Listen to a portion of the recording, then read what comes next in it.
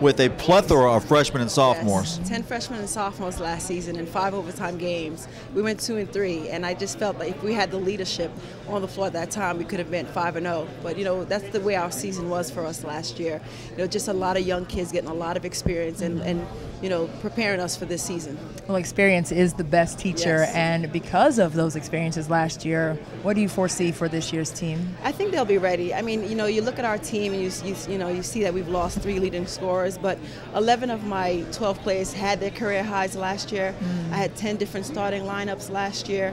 My backcourt, which were all freshmen and sophomores, are now older and wiser. So, I think we are in a better position to make better decisions down the stretch and to win some of those games that we were competitive in and just made some poor mistakes and some poor decisions at the end. Right.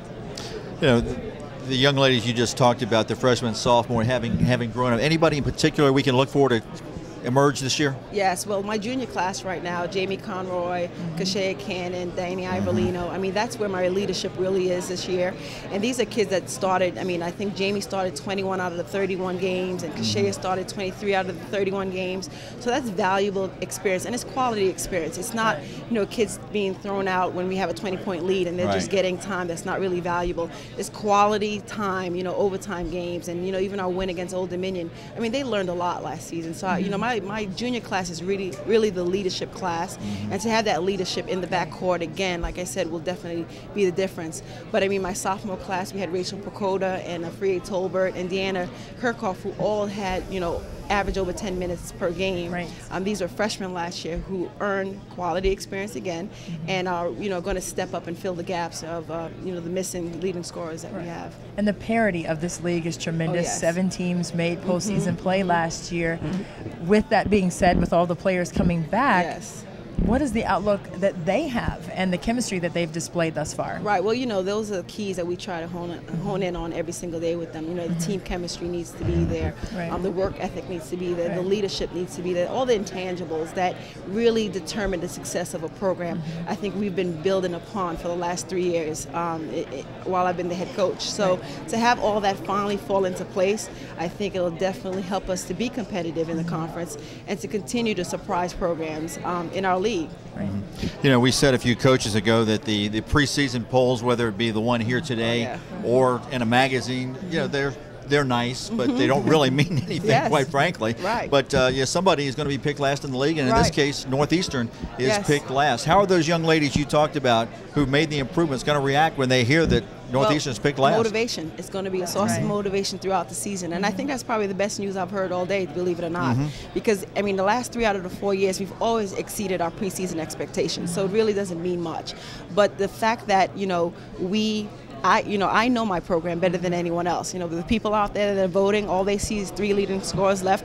And to their defense, maybe we will be at the bottom. But I've been with my team since day one, all through preseason, seeing how hard they've been working. This is the first year where my entire team came back in shape from the summer workouts.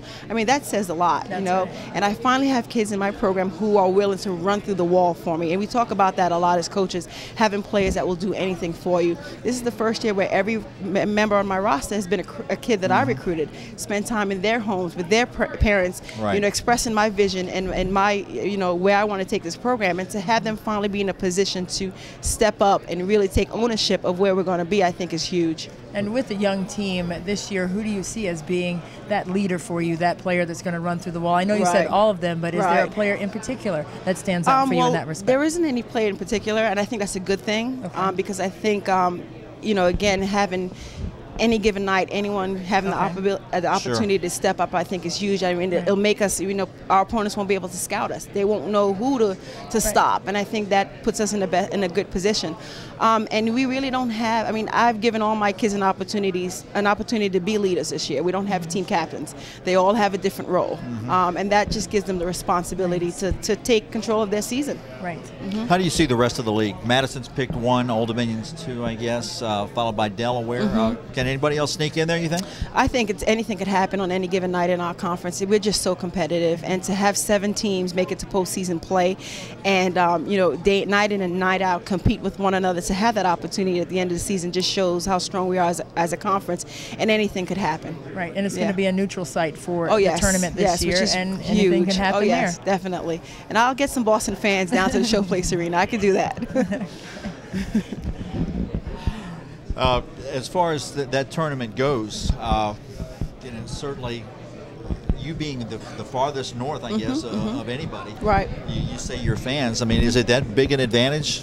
It is, just to have the support. I mean, you know, for the players to feel the love in the stands, and to hear your fans cheer you on when you do something good really means a lot, especially in close game situations. Just to have that momentum and that motivation to continue and to push through whatever challenges you're being faced with, I think is huge. So, you know, it's our goal. Our administration have expressed that that's our goal, and so has our team. We're going to get some fans down to the Showplace Arena this year. Good luck to you. Thank you very much.